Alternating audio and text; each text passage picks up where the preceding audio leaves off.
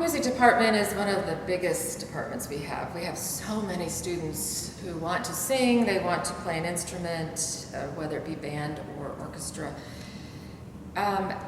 So where do I start with music to talk about it? So for example, I'm a former music teacher, and I remember the first time I walked into a music theory class here at our school, and I thought, where was this teacher and where was this class when I was this age?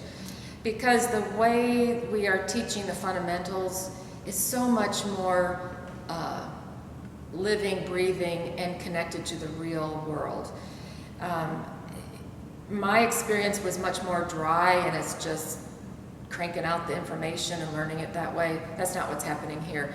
And I'm going to start with the whole music theory thing as an example, because at the middle school level in all of our arts, we encourage the students to take a variety of different art forms to learn something about themselves, and maybe they come in and maybe they are a singer, but they might not know they dance and that sort of thing. But when they hit high school, they have to pick a pathway, and that it's a very serious approach. So pretty much by the time they've made that choice, the faculty have already decided what they're going to take until they graduate. So students who are currently for the first time in a music theory class, some of them are like, whoa, this is way different, because it's they're used to maybe singing. They're not as familiar with the math that underpins the music theory. But they also, then what they're singing starts to make more sense because they are taking music theory. It's uncommon, it's not typical for music students to have theory as young as 9th grade. That's really not, we don't see that in very many places. Because it then goes into other things, composition, form and analysis, learning all, sort of the underpinnings of why music even works is needed by learning music theory. So at the same time, they're also learning music history, and so it's also not uncommon. So it's not just about performing on their instruments or even their voice as an instrument. That is a piece of what this is. So it's really been interesting to watch the students who didn't even understand.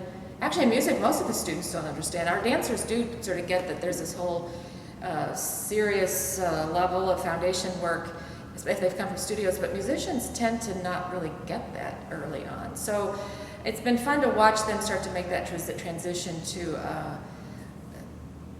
being a grown-up musician and learning why it all works together. At the same time, when we see a student who comes in playing a band instrument, and we have students who are solidly in an instrumental music lane, they also want to branch out and learn a string instrument. They might also be playing a viola. There aren't very many schools that allow students to learn different instruments at this age. They'll say, just stick with your trombone, for example, or trombone, but maybe baritone because it's in the same brass family. But I think for musicians who know that that's where they are, it's important, and the faculty believes it is as well, for them to learn different instruments at the same time that they are still maybe focusing on one particular instrument. We have a piano lab, which we're very excited to have. As a pianist myself, I am very delighted to have that piano lab, because often our singers, it's about their voice, and they don't have the same foundation of note reading as an instrumentalist would. So to require them all to get keyboard skills, again, it's about knowing what a really solidly well-trained musician needs. They need keyboard skills, just like the dancer needs to be in ballet. Our music students need a keyboard foundation. So we're very excited about that. Our performing groups, we're one of the few middle schools in the city, and last I heard we are the only middle school that's a free public school that offers a string program. If that's changed, then we're only one of two, which is just a travesty. But we're growing our string program dramatically because of our location right across from Powell Symphony Hall, it's our neighbor, and because we introduce string instruments to our 6th graders. Some choose to continue with that and some don't, but we're at the beginning of growing that orchestra in terms of numbers, but we're well on our way to having a larger and one of the largest and best string programs anywhere, and that's exciting as well. It's important for for example, all of our high school students have their arts classes at the same time. That's very helpful when we need to share resources. So when the dance department needs a drummer, we can get one of our students to do that. We have some piano players who we are supporting and helping them learn how to play for ballet classes, because serious ballet classes anywhere has a real piano player sitting there playing the music as the dancers are going through their exercises.